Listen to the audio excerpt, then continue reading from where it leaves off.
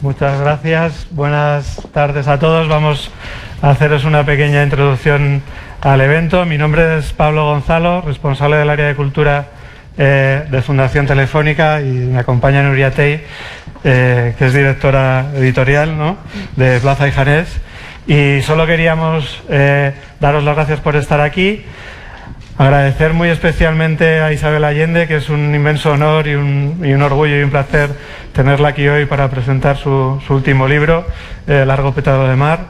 Yo también quería dar las gracias muy especialmente a Gemma Nierga, que nos va a ayudar a moderar el coloquio. Y ya para terminar con las gracias, dar también las gracias a Plaza y Janés y al grupo Penguin Random House, con los que colaboramos desde hace un montón de tiempo, la verdad es que de una forma muy enriquecedora y yo creo que muy productiva, así que muchas gracias. La verdad es que es un orgullo, no todos los días podemos contar con la escritora más leída en español.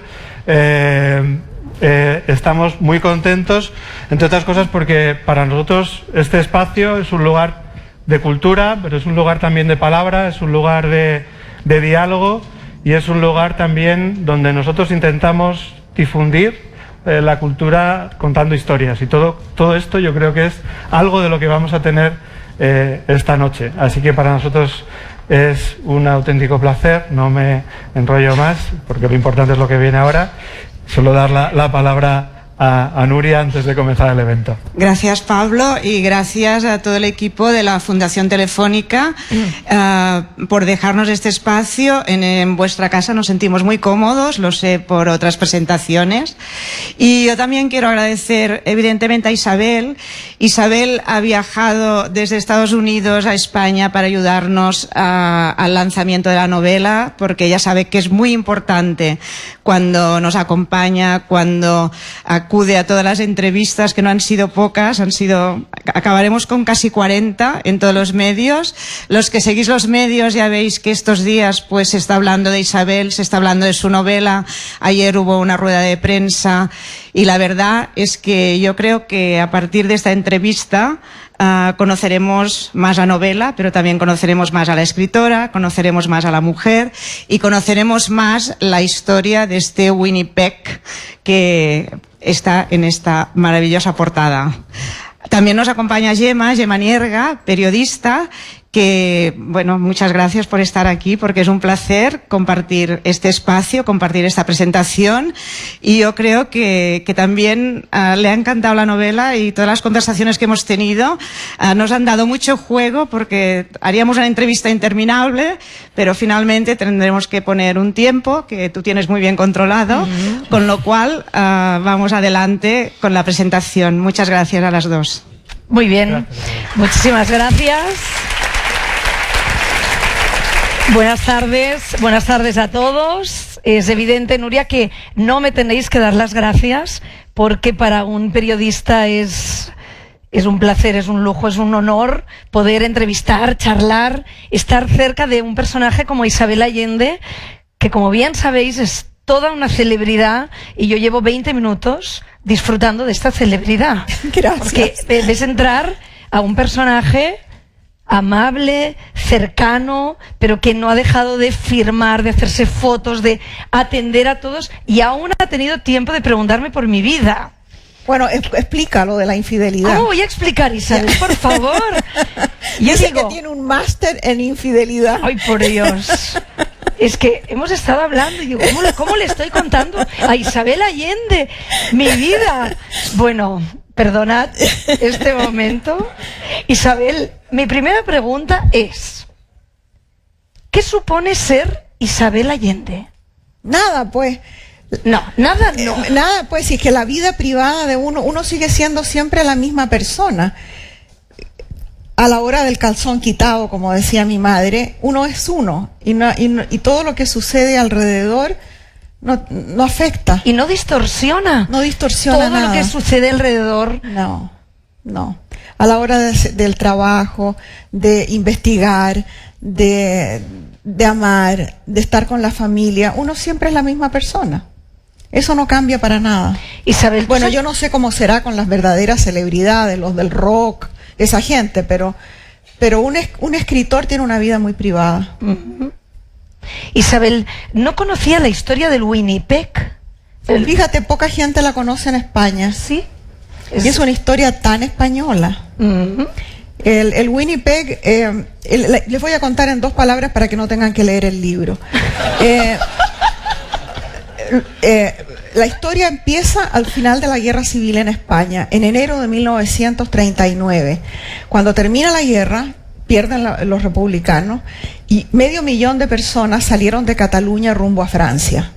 Y en la frontera de Francia se encontraron con que habían cerrado la frontera. 2 días más tarde dejaron pasar a la gente. Era un invierno feroz. La gente se moría de frío, de hambre, los niños se morían. Y los franceses los pusieron en un campo de concentración porque no sabían qué hacer con la gente. Y los campos de concentración eran playas cerradas con alambre púa, donde no había ni letrinas, ni agua potable, ni comida, ni nada. Y se morían. Y Pablo Neruda, que tenía muchos amigos españoles, era un enamorado de España, el poeta chileno, convenció al gobierno de Chile que dejara ingresar al país como inmigrantes por lo menos a unas 2.000 personas, que para Chile era una inmigración grande, porque Chile era un país muy pequeño, muy insular, muy provinciano y en el fin del mundo. El gobierno le dijo que bueno, que podía hacerlo, pero no le dieron dinero. Entonces se vino como un cónsul especial para la migración española a París, a tratar de seleccionar a la gente y ver cómo los transportaba.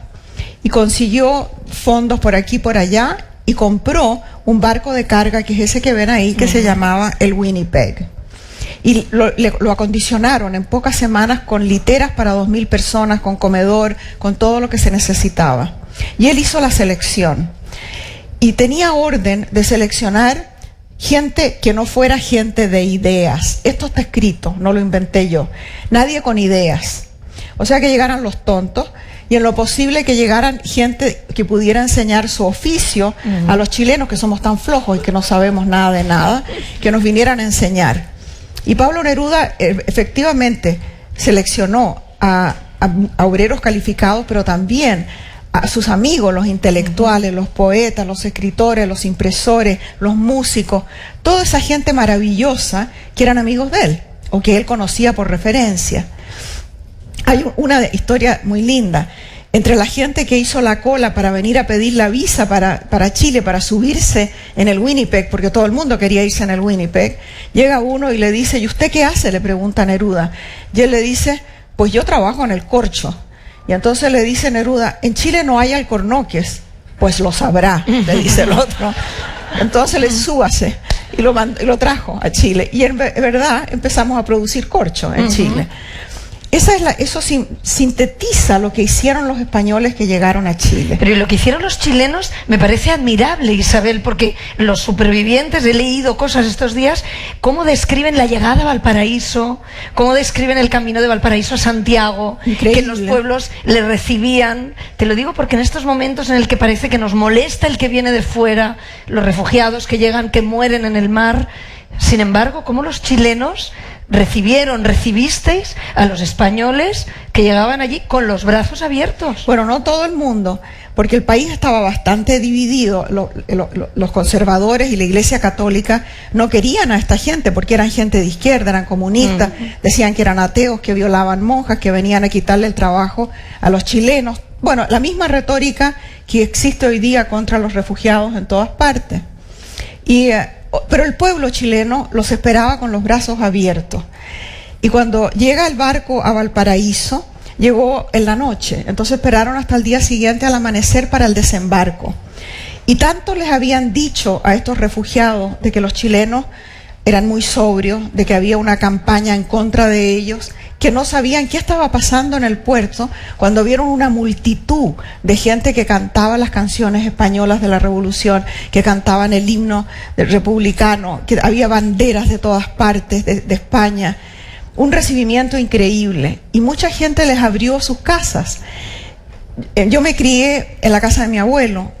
Y claro, esto sucedió antes que yo naciera, pero ya cuando yo era pequeña yo ya oía hablar de estos refugiados porque eran nacidos visitantes de la casa de mi abuelo, como en tantas otras casas chilenas.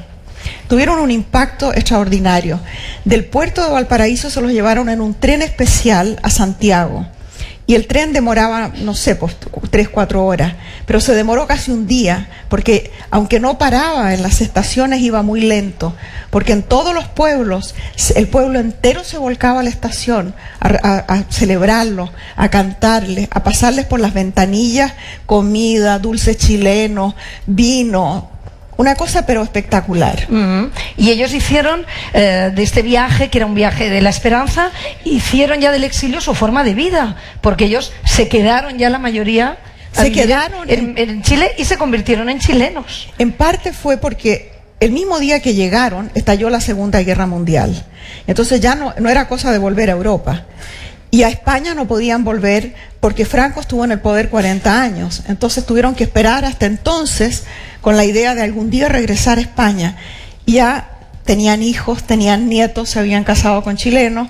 Entonces ya muchos de ellos, la mayor parte, no regresó nunca. Y mi protagonista, que se llama Víctor Dalmau en el libro, y es una persona que conocí, que me contó la historia, él volvió. Después, porque lo agarró el segundo exilio, que fue el golpe militar de Chile en 1973. Y nos conocimos, él y yo, en Venezuela, cuando estábamos los dos exiliados. Y ahí me contó él que era la segunda vez que le pasaba lo mismo. Y ahí conocí más de la historia del Winnipeg. Y él volvió a España y no se encontró. Era otro país. Ya no conocía a nadie, la familia ya no existía, los amigos se habían ido, y en su periplo descubrió o decidió que sus raíces realmente estaban en Chile, pero tampoco podía volver a Chile porque había dictadura en Chile. Claro. Tuvo que esperar hasta el año 89 para poder regresar, y volvió a morir en Chile, y murió una semana antes que yo alcanzara a mandarle el manuscrito dedicado a él. Murió de 103 años. Como al principio has dicho, os voy a contar el libro para que no tengáis que leerlo, yo voy a contar de las primeras escenas que tiene como protagonista Víctor Dalmau, y que me impresionó ese corazón latiendo en sus manos. Bueno, tampoco aquí, adentro. O sea, no es que sacó el corazón para afuera, no. Bueno, pero quedaba mejor así. Queda mejor, pero que era así. Pero me gusta ese latido del corazón y esa especie de milagro, ¿no? El soldado en Barcelona, creo que es en la estación de Francia, que lo dan por muerto. En la estación del norte. Del norte. Un soldadito de 15 años, porque sí, ya al final peleaban los niños. Un soldadito de 15 años que lo dan por muerto. Y él, que es un enfermero, siente que ese muchacho que sobrevivió tanta batalla, que sobrevivió el viaje en el tren para llegar hasta allí, no puede morir. Y le quita el vendaje y ve que tiene una herida a corazón abierto. Y sin pensarlo, mete la mano, aprieta el corazón y el corazón empieza a latir de nuevo. Esta historia me la habían contado y a mí me pareció siempre como mágica. Entonces le pregunté a un cardiólogo si era posible esto. Y me dijo, mira, no es común, pero es posible. Sí. Así que lo dejé en el libro. Ajá. A lo largo del libro, Isabel, vamos descubriendo ese Chile que cuando ellos llegan, yo lo he definido como un país amigable, un país que los recibe, sí, pero como tú contabas ahora, el país va evolucionando, llega Salvador Allende al poder y ya llega el golpe militar. Entonces cambia todo y ahí ocurre también tu exilio particular. Es cuando te tienes que ir a Venezuela. ¿Vives algo parecido a lo que describes en el libro? No. Yo nunca tuve la tragedia de un campo de concentración, como la tuvo Víctor 2 veces. Mi exilio fue privilegiado, porque yo me fui a Venezuela, me dieron una visa de turista por 3 meses, poco tiempo después pude traer a la familia, reunirme con la familia, y Venezuela en aquel momento era un país generoso, abierto, donde había abundancia de todo, había trabajo, la gente era hospitalaria, cualquier disculpa era buena para una parranda, un gran país. No me pasó todas las cosas que le pasaron a los refugiados de hoy. Ya. Decías, Víctor llega un momento en que no sabe cuáles son sus raíces. ¿A ti también te ha ocurrido? Sí, pero yo he descubierto que mis raíces están en los libros. Porque yo vuelvo a Chile, antes iba mucho más seguido porque mis padres todavía estaban vivos. Y no me encuentro tampoco allá como si fuera de allá. entiendo las reglas del juego y todo, pero el país ha cambiado mucho y yo he cambiado también. Y en California siempre voy a ser extranjera. En California hablo con acento latino, soy latina, siempre voy a ser extranjera, aunque casi todos los hombres que he tenido son norteamericanos, sacando la cuenta, digo. Por cierto, ya que hablas de hombres, estos días me he enterado, porque lo has contado, que te casas. Tú sabes que mi mamá como decía que se murió hace poco, ¿no? Y de las últimas cosas que me dice, mijita, cásese. Entonces le dije, mamá, ¿por qué me voy a casar? Si me va tan bien con él como amante, ¿para qué me voy a casar? Y me dice mi mamá, mire, porque los amantes entran y salen, pero los maridos son presa cautiva. Esa era mi mamá.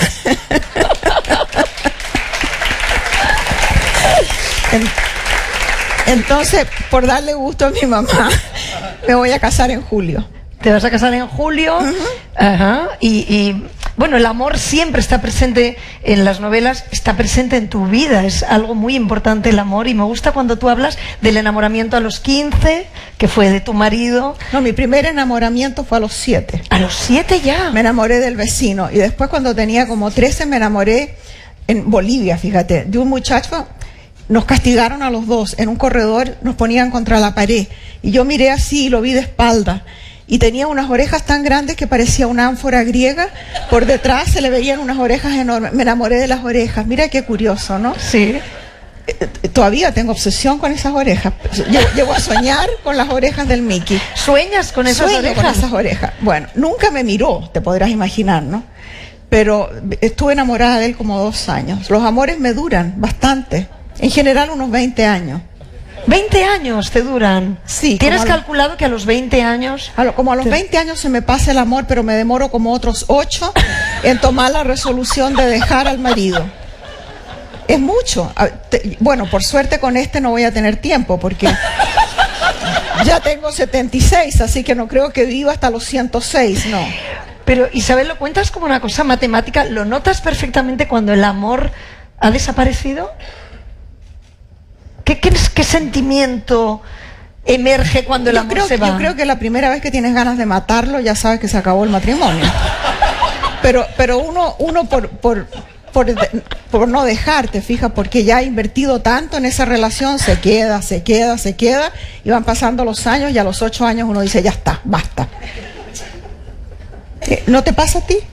No. ¿No? No, yo soy una mujer muy fiel, Isabel. No, ella me confesó que era No. infiel.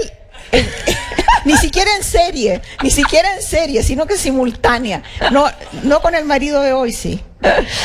Bueno, volvamos. Claro, es que si no, esto, por favor, que no trascienda, ¿eh? Bueno, felicidades por la boda, que no lo he dicho. Felicidades por todos los amantes que has tenido, niña. Ya me los quisiera yo. Por Dios. Nunca más. Nuria, te pido, nunca más me dejes a sola en una habitación con Isabel Allende. Voy a huir cuando me quede sola con ella. Voy a volver a la novela, Isabel. Voy a volver con Roser Bruguera. Hemos hablado de Víctor, nuestro protagonista, pero las novelas de Isabel siempre tienen grandes personajes femeninos a quienes les ocurren cosas terribles, pero se sobreponen.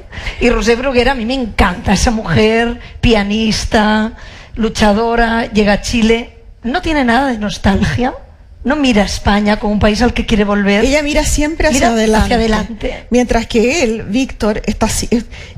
Bueno, como yo lo basé en personas que conozco, en Víctor Pey y otra persona, es gente que vivía del pasado, sí, con el trauma de la guerra, y nunca se sobrepusieron. Curiosamente, acabo de escuchar en la radio una entrevista que le hicieron a Víctor Pey en Chile, no hace mucho, y le oí la voz de nuevo, con su acento totalmente español, que no lo perdió en toda su vida que vivió en Chile. Seguía hablando con acento español.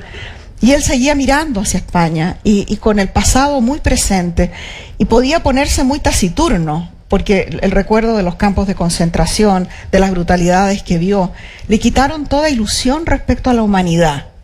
En cambio, ella mira para adelante, y siempre de cada situación saca lo mejor. Y yo creo que esa es la forma de sobrevivir cuando uno está desterrado. Cuando no tienes raíces, tienes que encontrar las raíces adentro de ti. hay otra mujer en el libro, la Tata, Juana. La Juana. La Juana. Háblame de la Juana, porque estás segura que está inspirada en un personaje real que tú has conocido, ¿no? Mira, Juana es esa nana chilena que tal vez hubo alguna vez en España también, pero son personajes que ya se han acabado. La historia los eliminó, menos mal por una parte, porque era una servidumbre de toda la vida. Y era una tremenda lealtad con la familia, que nunca las trataron demasiado bien tampoco. Yo tuve una nana que se llamaba Juana Riquelme, en quien más o menos basé a la Juana del libro. Y también es un homenaje a la persona que cuidó a mis padres, a Berta Beltrán, que cuidó a mis padres por 41 años. Y al final de la vida, bueno, ella representa el sentido común, la bondad, la lealtad, la generosidad absoluta y la inteligencia. Si Berta hubiera tenido educación, habría llegado presidente de la República. Una mujer con una capacidad de atención, con una memoria increíble. Y además, sabia. Por ejemplo, mi padrastro, viejo ya, pues de ciento y tantos años, le decía, Berta, después que se murió mi madre, él la veía pasar a mi mamá y le dice, Berta, ¿dónde está la señora? Y Berta le dice, usted sabe que está en el cielo, don Ramón. ¿Pero qué está haciendo en el cielo? A gritos a todo esto, porque estaba sordo. Y entonces él dice, bueno, está descansando. ¿Descansando de qué si no hace nada? De usted, don Ramón. Entonces, sabia, completamente sabia. ¿Qué día es hoy? Decía él. Martes. Entonces él decía, no, pues si es miércoles, Berta. Bueno, es miércoles. Pero no, pues es martes o es miércoles. ¿Qué le importa a usted si está ahí sentado mirando el techo? ¿Qué más le da si es martes o miércoles? Que sea jueves, da igual. No, era genial la Berta. Hablas de ellos que han muerto recientemente. Sí, Los dos. Los ¿verdad? dos se murieron. Tu mamá en septiembre. Sí, y él en enero. Y él en enero. Y es verdad lo de las cartas de tu madre, que cuentas que tienes miles de cartas que os estuvisteis escribiendo. Nos separamos por primera vez cuando yo tenía 15 años. Mi mamá estaba en Turquía, yo en Chile. Las cartas demoraban 2 meses. Pero nos escribíamos todos los días igual. Y después de repente el correo traía un atado así de cartas. Y otras veces pasaban semanas sin tener ninguna noticia. Pero cuando ya me fui a vivir a los Estados Unidos, porque me enamoré de Willy en aquella época, fue en el año 87, empecé a juntar las cartas de mi madre por primera vez. Y las juntaba, las que llegaban en el año, que ella me enviaba, y copias de las que yo le enviaba a ella. Y las ponía en una caja con el año. Imagínate, son casi 40 años más de 40, bueno, no sé cuántos, pero mi hijo, que tuvo que digitalizar algunas de las cartas, calculó que habían como 24.000 cartas en total. Imagínate, es una enciclopedia. Si tú me dices, ¿qué le pasó a mi madre el 3 de enero de 1900 no sé cuánto? Yo voy, saco la caja y te puedo decir lo que le pasó ese día. Está todo escrito. Y lo que me pasó a mí también. Claro. ¿Sueñas con tu madre? Sí, sueño con mi madre y le hablo y la veo por todos lados todavía. Yo creo que se me va a ir pasando, pero la echo mucho de menos. Hablo de los sueños porque en la novela creo que es el personaje de Ofelia, ¿no? Que tiene sueños, ¿no? Pueden ser premonitorios. ¿Tú tienes sueños de estos? Premonitorios. Tengo sueños muy vívidos, muy explícitos. Y como los anoto a veces y los recuerdo, me doy cuenta que son sueños recurrentes, imágenes recurrentes.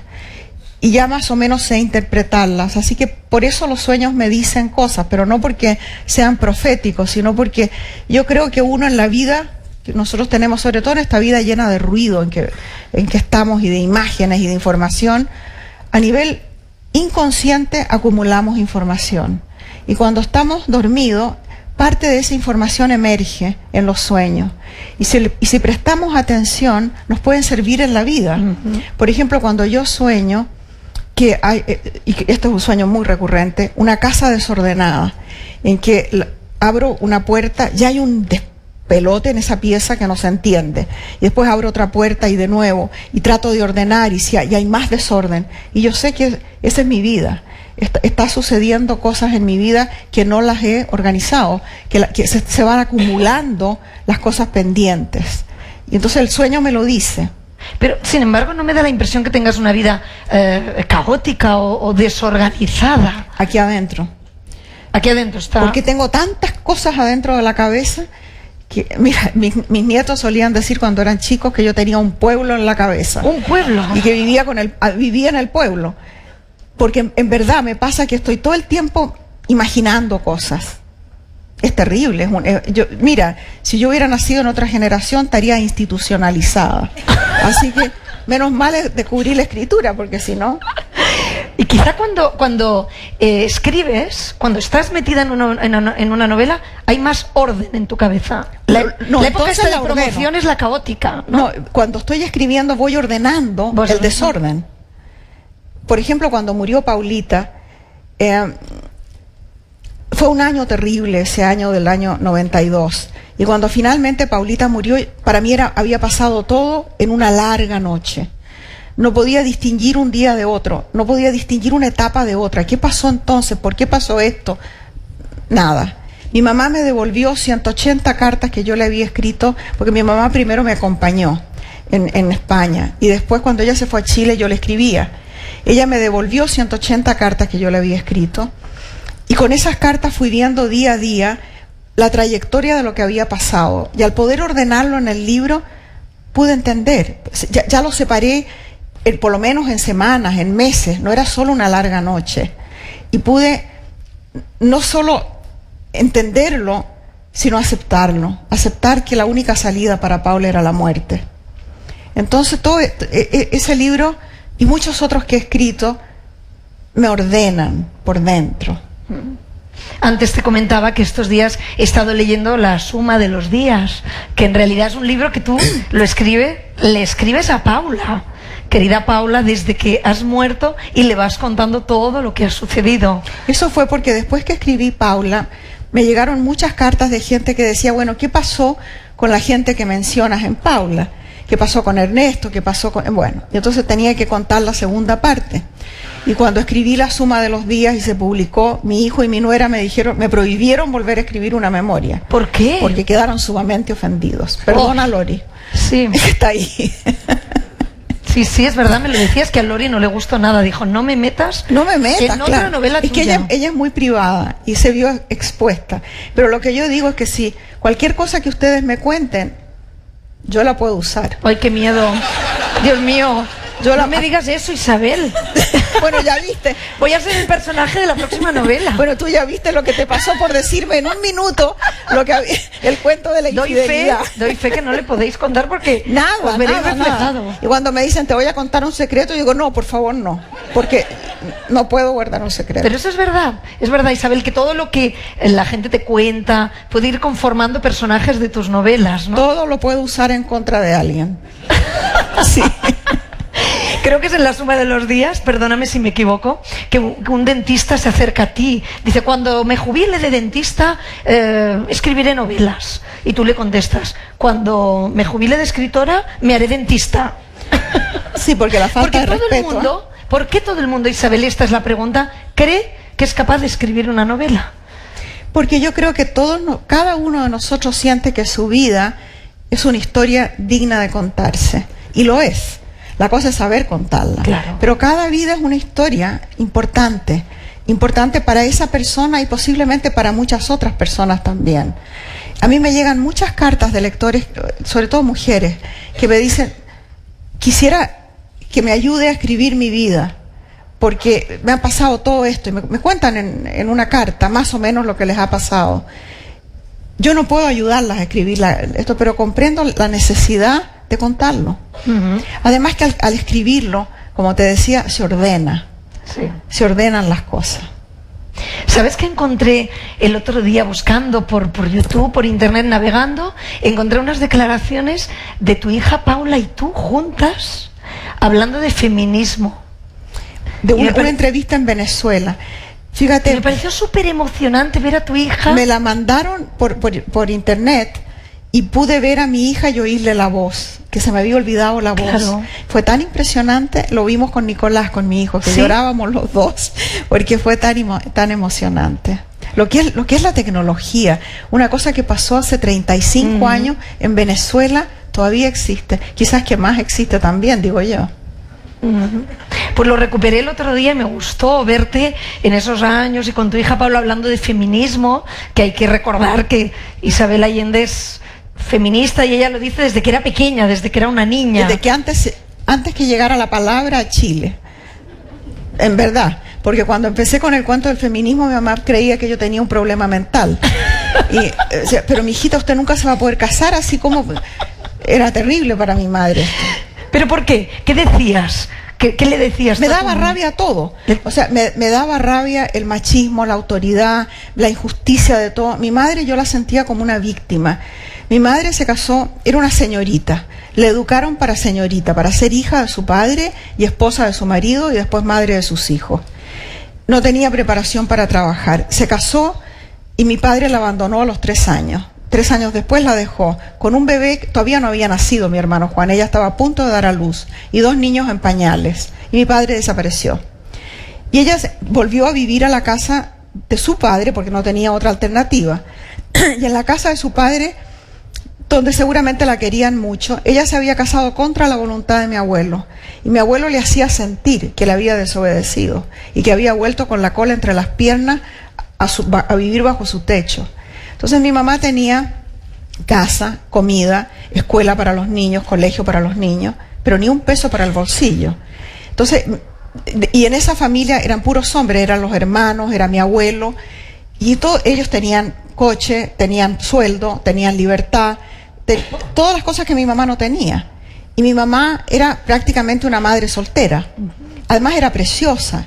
Entonces tenía seguramente una fila de pretendientes, lo cual se veía pésimo, te puedes imaginar, ¿no?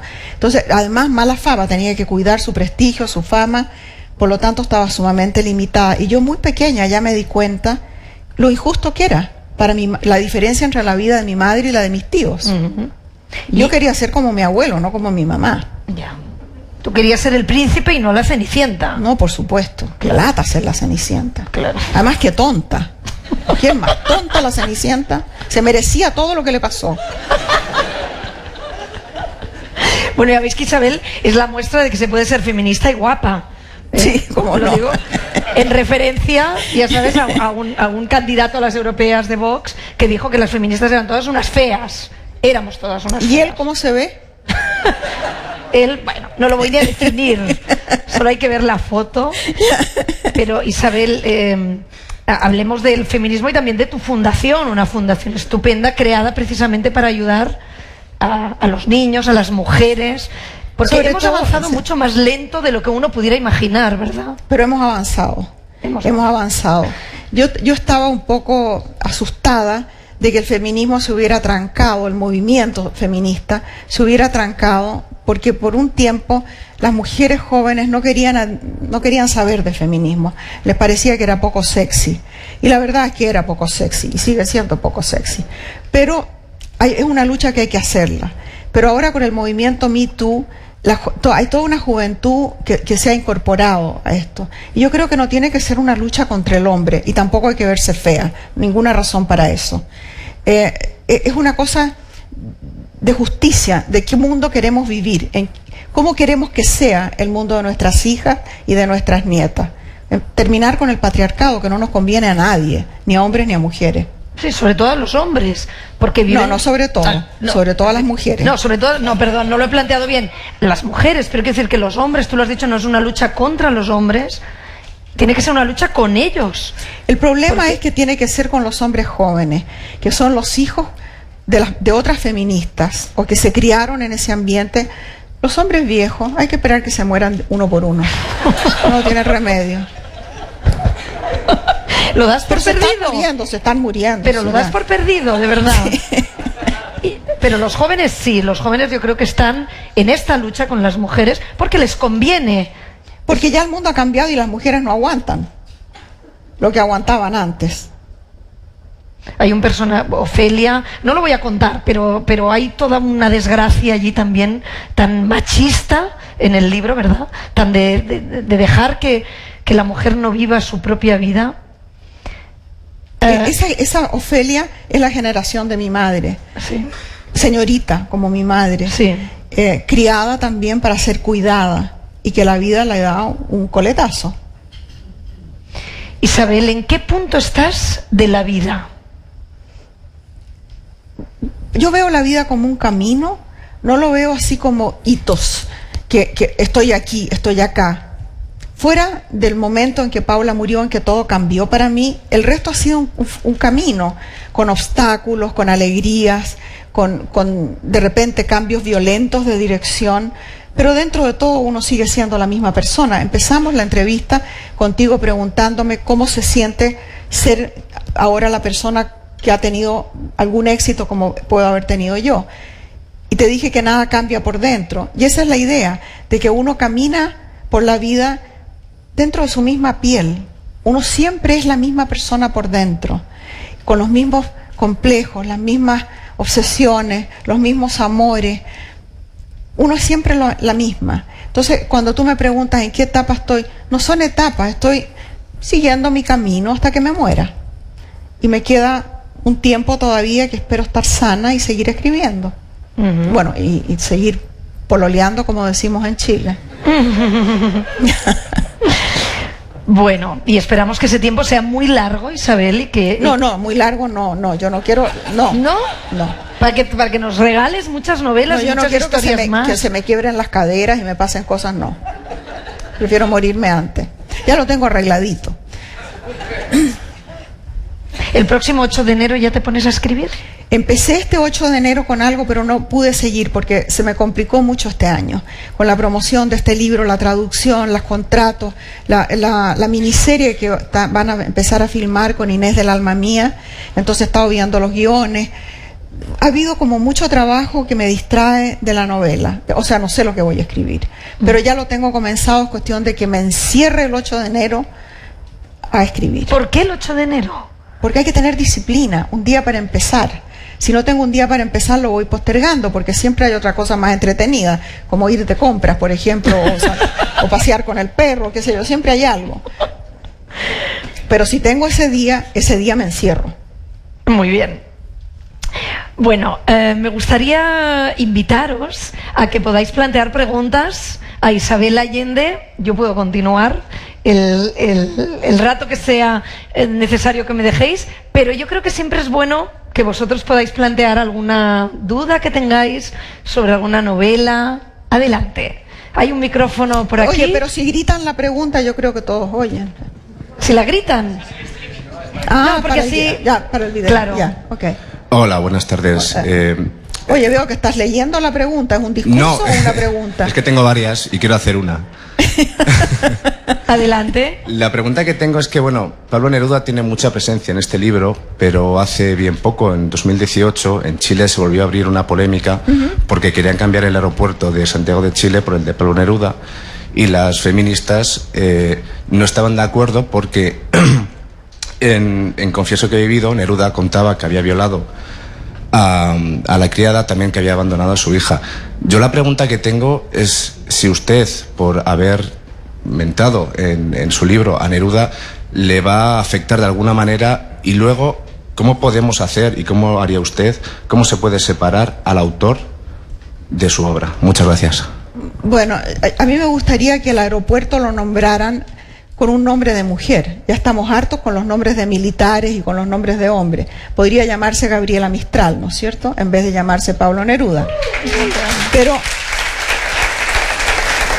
Pero ese es un problema separado del conflicto que hay con la obra de Pablo Neruda, que es una obra que perdura en el tiempo y que es magistral. Ahora, él era un hombre fallado, como somos todos.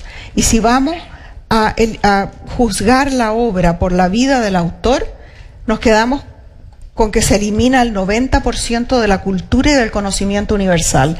Porque tal como vamos a eliminar a Neruda, habría que eliminar a cualquier otro artista cuya vida privada no nos guste o sea chocante. Habría que eliminar también a los científicos, ¿no es cierto? Porque vamos a dejar a los científicos de lado. Uno por uno habría que ir analizándole la vida y destruyendo la obra. Yo creo que ese tipo de censura es completamente irresponsable. Aquí también había una pregunta, adelante. Bueno, lo primero, mil gracias por venir aquí a España, Isabel, e iluminarnos. Me encanta venir a España. Con tu presencia. Yo voy a intentar hacer una pregunta original, y es, ¿cuál es tu escritor o escritora favorita que se supone que no te pega nada y cuya escritura es casi antagónica o no tiene nada que ver con la tuya? Yo que sé, Bukowski, David Foster Wallace, ¿no? Alguien que de pronto alguien diga, pero mira, ¿cómo...? Ya te fuiste por las ramas. ¿Cuál es mi escritor favorito? Yo misma, porque escribo los libros que me gusta leer.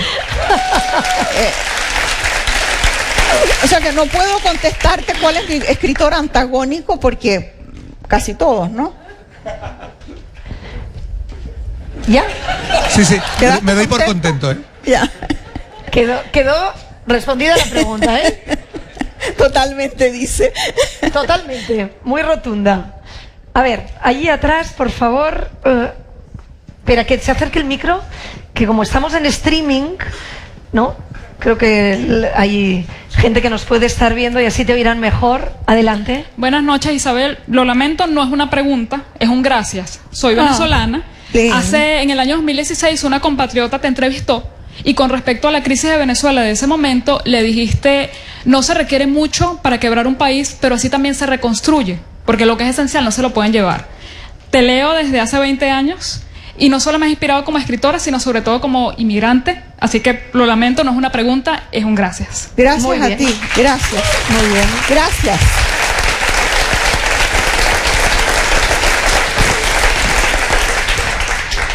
Venga, Aquí hay otra. más preguntas o agradecimientos o lo que queráis. ¿Tú? Hola, buenas tardes. Yo vengo de Alicante. Me ha costado mucho venir porque no había forma de que me decidiera, porque le tengo mucho miedo a los viajes, pero no me quería perder esta ocasión. Y en el camino hacia aquí, en el autobús, te he escrito un poema y mi atrevimiento es leértelo aquí delante de todo el mundo. Si no es muy si tú largo, me lo permites. dale. No es largo, ¿no? Ya. No, es muy cortito. A ver. Has venido desde Alicante, Desde para Alicante. estar aquí en la presentación. Sí. No me lo quería perder. Pluma en mano y en silencio, libre del ruido mundano, Isabel emprende el vuelo rumbo hacia un mundo lejano. Con la magia de su mente, crea un lugar inventado en un tiempo no presente o que quizás no ha llegado. Y surgen entre sus líneas letanías de un pasado, aventuras de doncellas y amores desesperados. Y cobran vida las almas que en el papel ha engendrado, forjando indeleble huella en mi pecho emocional. Qué lindo. Para ti. Gracias. Qué lindo, gracias. Gracias. ¡Qué bonito! Ya. Muy bonito, gracias. Por supuesto, gracias. Qué bonito, Isabel, ¿no? Sí, Estás- muy lindo. Gracias. Te gracias. llega tanto cariño, tanto... Mira, la gente es muy cariñosa.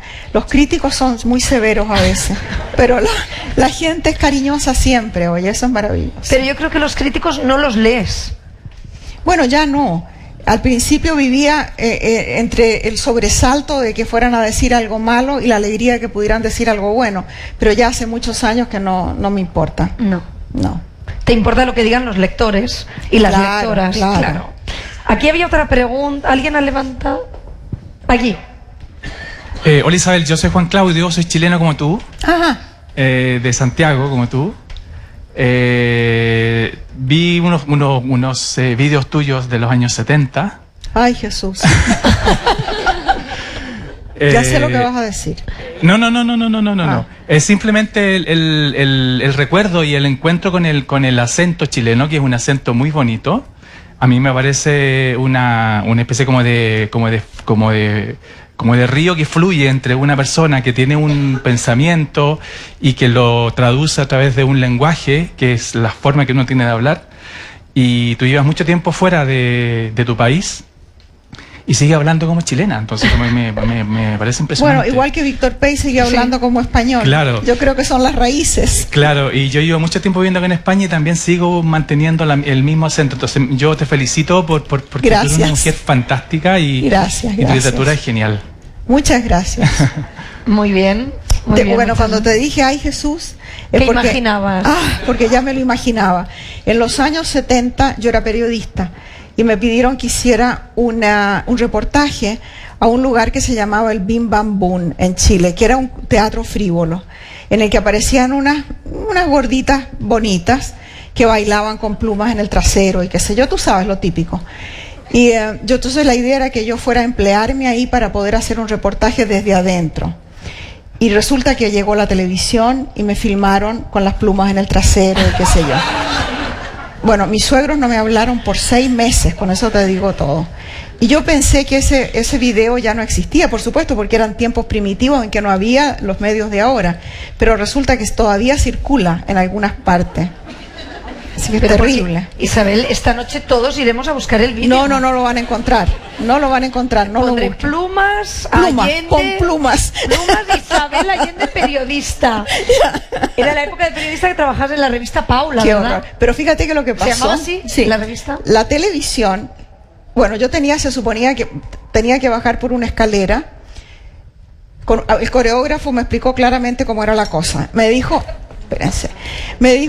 que tenía plumas, como te digo aquí, y plumas en la cabeza, y tenía que bajar cruzando los pies así por la escalera, ¿no? Sin mirar la escalera, con taco alto. Y me dice, no mueva los brazos, porque tiene tanta pluma que va a parecer una gallina. Tiene que ir con los brazos perfectamente... Bueno. Y a ambos lados de la escala habían unos especies de gladiadores que eran unos mapuches dorados, pintados de dorado con unas antorchas artificiales. Bueno, estaba la cortina cerrada y yo me asomé por la cortina, estaba casi desnuda, con una esmeralda en el ombligo y unos en los pezones unas pompones que se movían así, un espanto. Y nunca he tenido muy buena facha tampoco, pero el teatro todo lo disimula. Y miré por la cortina y había una masa rugiente de hombres que esperaban ver a Rosita Salaberry, que era la actriz del show, no a mí.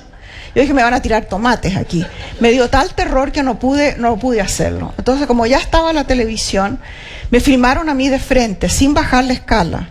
Y después filmaron a la Rosita Salaberry con las mismas plumas de espalda. Y ella baja y está el público que la coge, qué sé yo. Después lo editaron en la televisión y aparecí yo con el cuerpo de la Rosita Salaberry. Por 2 años me invitaban a almorzar unos caballeros que yo ni conocía. Una cosa, y cuando me veían se quedaban como desconcertados. ¿Dónde metí yo todo lo que mostraba la Rosita Salaberry en la película? Así que si encuentran la película en el internet, no soy yo, es ella. Es ella, el cuerpo de ella. El cuerpo de ella. Qué bueno, ¿de verdad no te atreviste a bajar? No me atreví, me dio terror. Te entró pánico. Sí. Y así todo, a pesar de que no era mi propio cuerpo, no te digo que mis suegros no me hablaron. Y en el colegio, los niños casi los echaron a los niños del colegio, y una cosa horrorosa. Qué bueno. Fíjate que yo trabajaba en una editorial, la editorial Lord Cochrane, y dirigía una revista infantil que se llamaba Mampato. Entonces me llama el director de la editorial, después que sale el programa en la televisión, me llama y me dice, pero ¿qué te has imaginado? Me dice, no solamente dijiste culo en la televisión, sino que lo mostraste. Así que bueno, se me acabó el trabajo. ¿Te gustaba ese trabajo de periodista? Sí, me encantaba. ¿Sí? Me encantaba, porque variaba, todos los días era algo nuevo. Y siempre era desafiante. Era una cosa estupenda, me encantaba. Ay, a ver, hay aquí, allí, adelante. Bueno, antes de formular mi pregunta, quería agradecerte, Isabel, que hayas venido a Madrid y felicitarte por hacernos felices a millones de personas, entre ellas a mí, porque leí tu libro con 14 años, La Casa de los Espíritus, ahora tengo 33. Bueno, pareces de 14. Y me marcó muchísimo. Sí.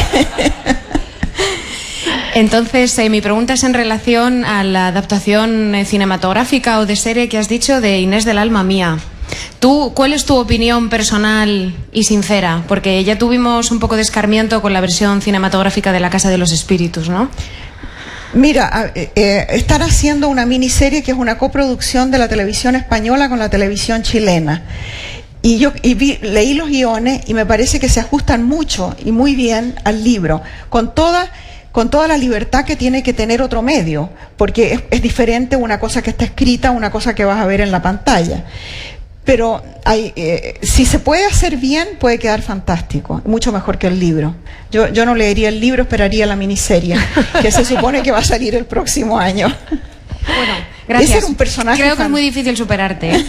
Mira, Inés Suárez de Plasencia, que fue la única mujer española que llegó a la conquista de Chile, es un personaje maravilloso.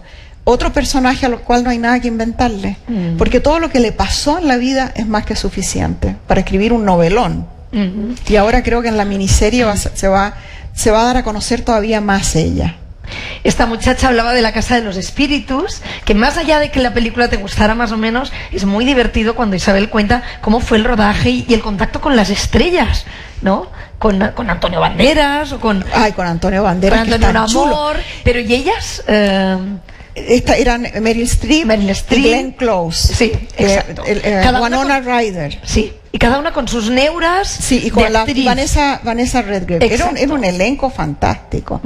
Y me invitaron por una semana a Copenhagen, porque el director era danés, Billy August. Y en Copenhagen tenían un estudio donde hicieron todos los interiores, reprodujeron lo que se suponía que eran la Casa de los Espíritus y trajeron todos los objetos que eran de anticuarios de Londres, no sé por qué. Y estaba todo marcado con un número porque había que devolverlo al anticuario, en fin, complicado. Y se tomaron todo un hotel donde estaba el equipo entero. Y había un piso para Meryl Streep, otro para Glenn Close y así. Y cada una tenía su propia comida porque tenían sus dietas especiales. Meryl Streep andaba con 4 niños y las maestras y las cuidadoras de los niños. Y Glenn Close con 4 perros y las nanas de los perros. No, era una cosa impresionante. Y esto era invierno en Copenhagen, con nieve. Y había cola de gente en la puerta del hotel para ver pasar a las celebridades.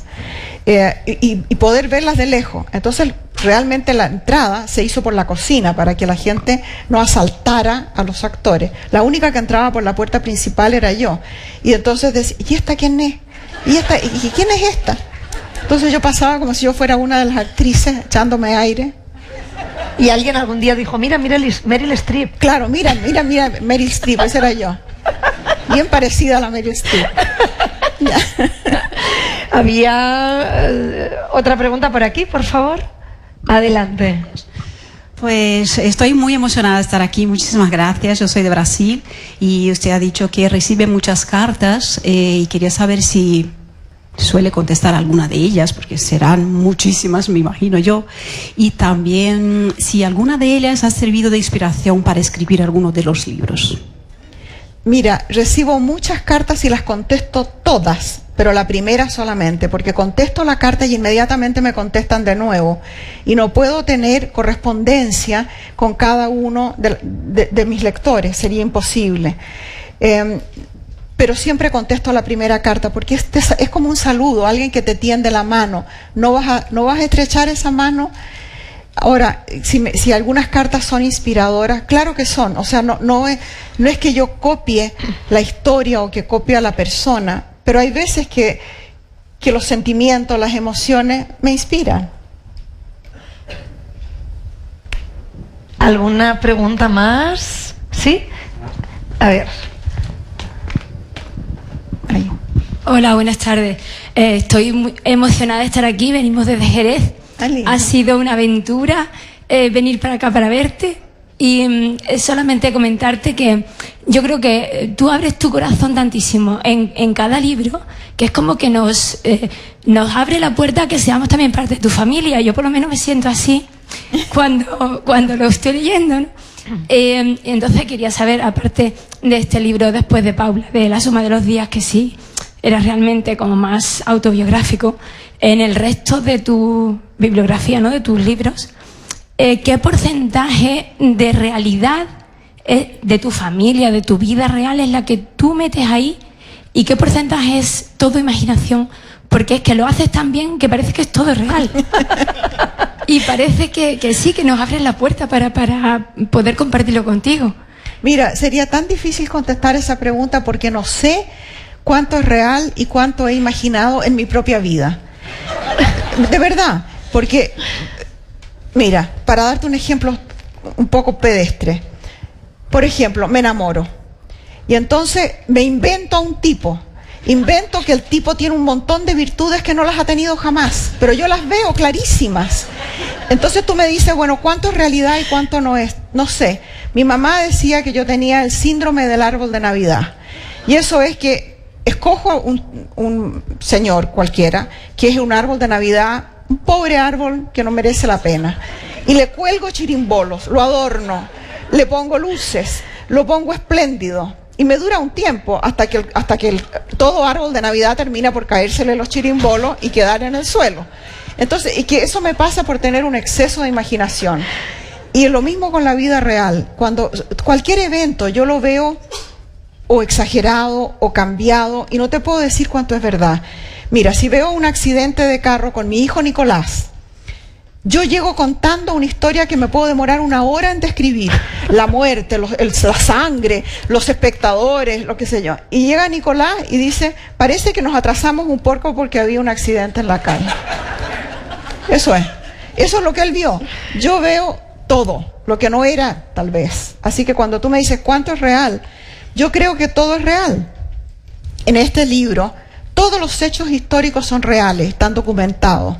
Está basado en personas que existieron, pero ¿vivieron verdaderamente así? No sé. ¿Cuánto imaginé?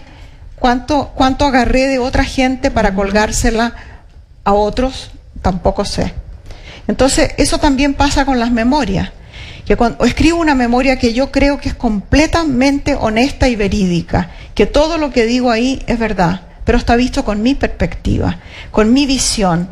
Entonces, otra persona que estaba conmigo, alguien de mi familia que vivió lo mismo, lo ve de otra manera, lo afecta de otra manera. Además, el problema con una memoria es que tú escribes algo y es como una fotografía en el tiempo. Queda ahí, en esa página, y no cambia más. Entonces, por ejemplo, si describo que era marido de Paula, al viudo de Paula, Ernesto se queda como viudo de Paula para siempre en esas páginas. Y él es otra persona, tiene otra vida, tiene unas mellizas preciosas, tiene otra existencia. Pero ya está fotografiado para siempre en esas páginas, de una cierta manera. Y eso es una forma de ficción. Dime tú, si eso no es también parte de la imaginación. Sí. Todo es imaginado al final. Bueno, estoy viendo la hora y quedaría tiempo, si queréis, para una última pregunta. Que sea buena, por favor. Tiene que ser maravillosa, ¿eh? Porque es la última. Venga. A ver, ahí. Ay, qué valiente. Perdón. ¿Cuál es mejor, la tuya o la tuya? A ver, hagamos las dos. No, las dos. Es broma. Adelante. Vale. Isabel, muchas gracias por estar aquí. Yo soy de Argentina y hace poco que estoy en Madrid y es un placer verte. Gracias. Te conozco desde los 15 años con La Casa de los Espíritus, un libro que me regaló mi abuela, y con un personaje que se llama como yo, Ana Díaz, así que me encantó, un personaje chiquitito, no sé si lo recuerdas. Sí, por supuesto que me acuerdo de Ana Díaz. Vale. Isabel, todos los 8 de enero tú te sientas a escribir las novelas. Sé que tienes un ritual, creo que en algún lado leí eso, el ritual que tú haces los 8 de enero, ¿lo puedes comentar? Bueno, se me ha ido complicando el ritual, vale. Porque el ritual me permite postergar el momento de abrir la computadora, que siempre es un momento terrorífico, porque puedo tener una idea aquí, pero de ahí a ponerla en la computadora hay un tiempo, que a veces pueden ser semanas, antes de que el libro tenga su propia voz, a encontrarle la voz. Entonces mi ritual empieza el día antes. El día 7 de enero es mi día terrible, porque limpio el espacio donde voy a escribir de todo lo que no está relacionado con el libro que voy a escribir, porque cada libro requiere mucha investigación. Entonces saco todos los libros y las cosas que usé para el libro anterior y lo saco de ahí. Tengo un altar donde tengo los personajes que amo, que han muerto, y los vivos también. Entonces hago mi ritual en el altar. Prendo, no sé cómo se dice en castellano porque se me olvidó, pero en inglés se llama sage, que es esa hierba que, ¿cómo se llama esa que echa humo?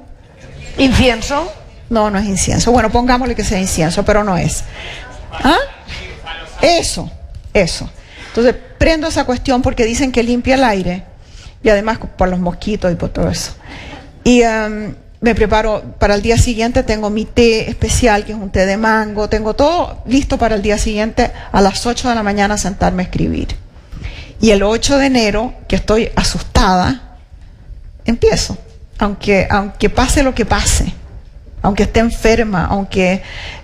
mira, lo único que podría detenerme ese día es si me llama por teléfono Antonio Banderas.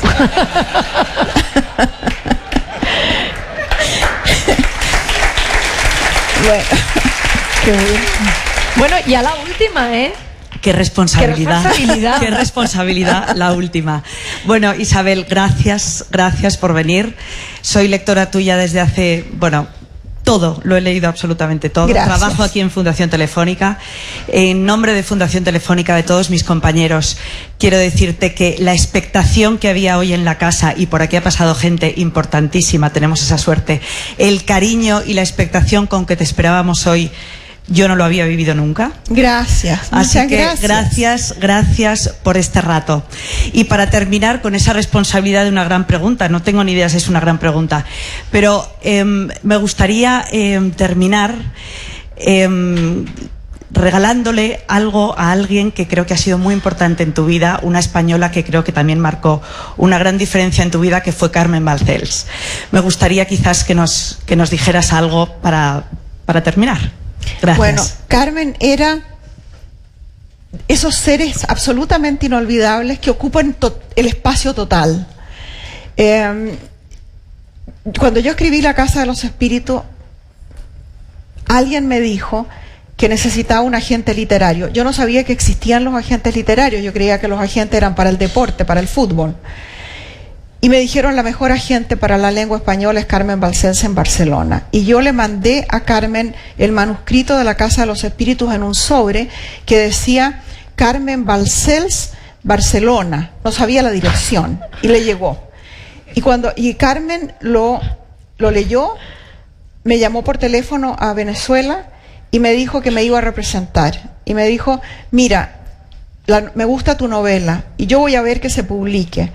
Pero todo el mundo puede escribir una buena novela, porque pone una buena primera novela, porque pone en ella todo lo que sabe. El autor se prueba en la segunda novela. Bueno, y ella se las arregló para publicar La Casa de los Espíritus. Y cuando se iba a publicar el libro, me invitó a Barcelona, a su casa, y hizo una fiesta para la intelectualidad, la inteligencia, los escritores, los críticos del momento. Yo no era nadie, no conocía absolutamente a nadie, era una indígena que venía de Venezuela. Y me trató con decirte que es la única vez en mi vida que yo he visto comer caviar con cuchara. Había un pote de caviar así, se comía con cuchara. Así es, esa fue la recepción de ella. Esa noche se cortó la luz, la electricidad, y nos quedamos completamente a oscuras. Y Carmen, en vez de molestarse por eso, dijo que eran los espíritus que habían venido con La Casa de los Espíritus a su casa. Y ese era el espíritu de Carmen, una mujer absolutamente práctica, realista, que sin embargo tenía esa cosa mágica, era muy sentimental, aunque ella lo ocultaba. Yo le decía, Carmen, tú eres como mi madre. Me decía, no, yo soy tu agente, lo nuestro es una relación comercial. Pero era de un cariño, de un amor increíble. Y además, mira, con decirte que fue al matrimonio de Paula en Venezuela, se dio el trabajo de llegar a Venezuela para ir a su matrimonio. Era una mujer maravillosa. Y quiero decirles que después que Carmen murió, su hijo, Luis Miguel Palomares, tomó la agencia. Y lo ha hecho maravillosamente y representa a su madre mejor que nadie y está ahí. Por favor, párate, Luis. Párate.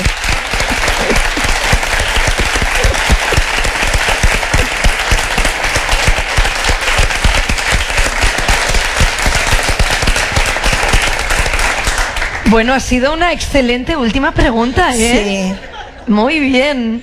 Bueno, muchísimas gracias. Porque bueno, al principio preguntaba qué supone ser Isabel Allende y entre todos, entre vuestras magníficas preguntas, creo que hemos ido como construyendo entre todos un puzzle y entendiendo mejor qué significa ser esta extraordinaria mujer. Ay, por favor. De verdad, Isabel, yo creo que esta noche soñaré contigo. Y con tus respuestas y tus reflexiones. Qué amorosa y con el libro. Muchísimas gracias. Déjame que ordene un poco el tráfico. Ok. Porque ahora Isabel va a firmar vuestros libros. Os ruego que cada uno de vosotros le pida una firma, si puede, un libro, porque sois muchos y que no lleguéis allí con 10 libros. Por favor, si queréis fotos, las hacéis desde aquí, desde delante, no selfies. Isabel, ponte, ahora tú, Isabel, porque ella tiene que ir posando y es agotador. Y sin beso, sin beso. Porque de tanto beso salgo con pulmonía de cada una de estas cosas. ¿De acuerdo? Y fotos desde delante, no selfies. Dicho esto, muchísimas gracias. Gracias a ustedes. Ha sido muy interesante. Gracias, Linda.